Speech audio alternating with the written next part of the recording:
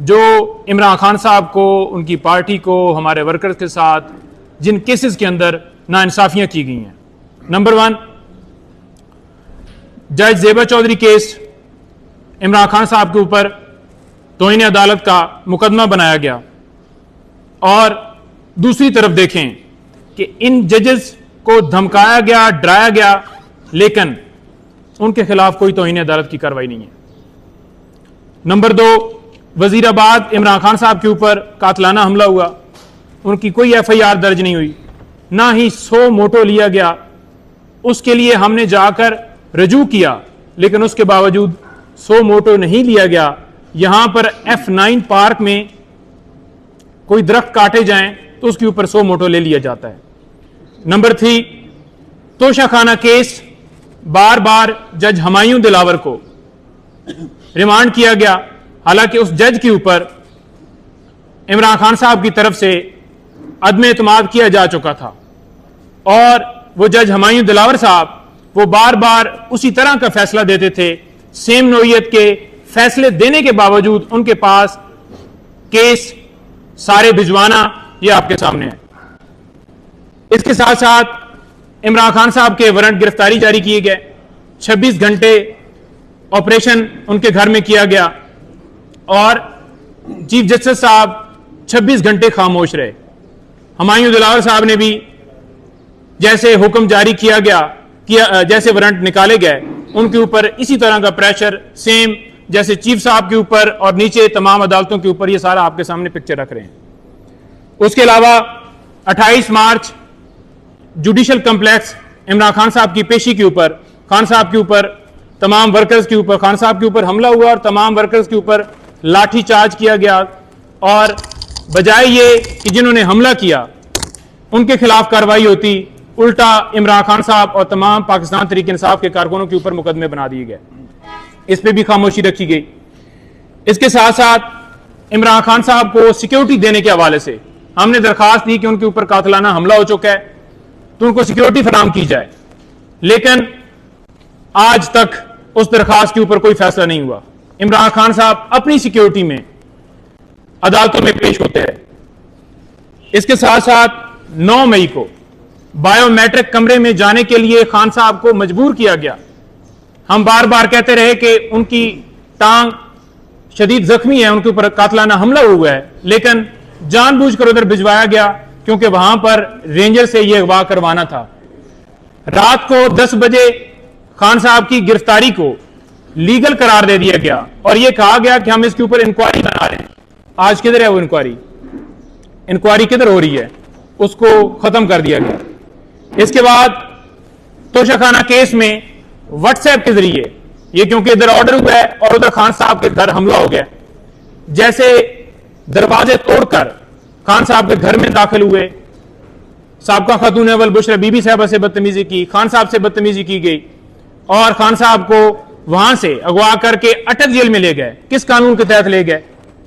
क्यों उसके ऊपर चीफ साहब खामोश रहे? क्यों उसके ऊपर चीफ जस्टिस ऑफ पाकिस्तान खामोश रहे? इसके साथ साथ जो तोशाखाना केस के अंदर सजाएं हैं, उस सजा को मुअत्तल करने के लिए जो दरखास्त थी वो 26 दिन के बाद सजा उनकी मुअत्तल हुई। 26 दिन के बाद क्यों हुई? हालांकि दूसरे दिन, तीसरे दिन, चौथे दिन, 5वें दिन, 2-4 दिन में हो सकती थी, लेकिन यह जानबूझकर डिले किया गया।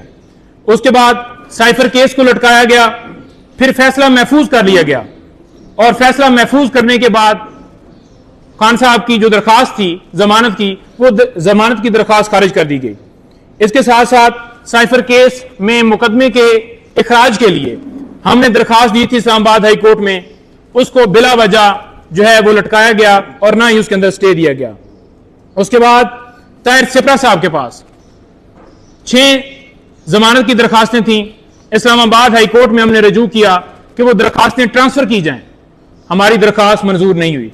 कोई भी बंदा जिसको किसी जज के ऊपर अदम एतमाद होता है वो दरखास्त देता है तो उसकी दरखास्त सुनी जाती है। Chief justice of Islamabad high court उनको दरखास्त दी कि आप सारी दरखास्तें अपने पास रखते हैं, लेकिन उनको यह कहा गया कि आप कोई भी इमरान खान साहब का मुकदमा ना सुने, लेकिन फिर भी उन्होंने कहा कि आपकी दरखास्त ये रिजेक्ट की जाती है और मैं तमाम मुकदमे अपने पास सुनूंगा। 130 से ज्यादा दरखास्तें इस्लामाबाद हाई कोर्ट में चीफ जस्टिस ने अपने पास रखी। क्यों, किस वजह से रखी? इस वजह से रखी क्योंकि दूसरे जजेस वो इस तरह के लेटर लिख रहे थे और कह रहे थे कि हमें धमकाया जा रहा है इदारों की तरफ से, लिहाजा उन्होंने कहा कि मैं अपने पास ही रखूं और इनको लटकाऊं और उनके ऊपर फैसले जो अपनी मर्जी से दूं।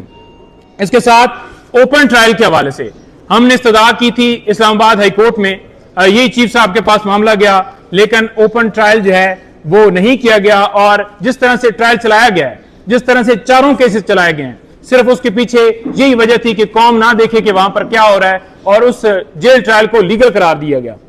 इसके बाद अलकादर और तोशाखाना नैब केसेस में पहले इसके अंदर जो है वो लेट सुनवाई की गई और जब नैब ने गलती तस्लीम कर ली कि उन्होंने आकर कोर्ट के अंदर गलत बयानी की है, उसके बावजूद, नैब की गलती के बावजूद हमारी दरखास्त जो है, जिसमें हमने ये कहा था कि इमरान खान साहब की जो दरखास्त है वो कबूल की जाए, जो रिजेक्ट की गई थी उसको बहाल किया जाए, वो हमारी दरखास्त खारिज कर दी गई।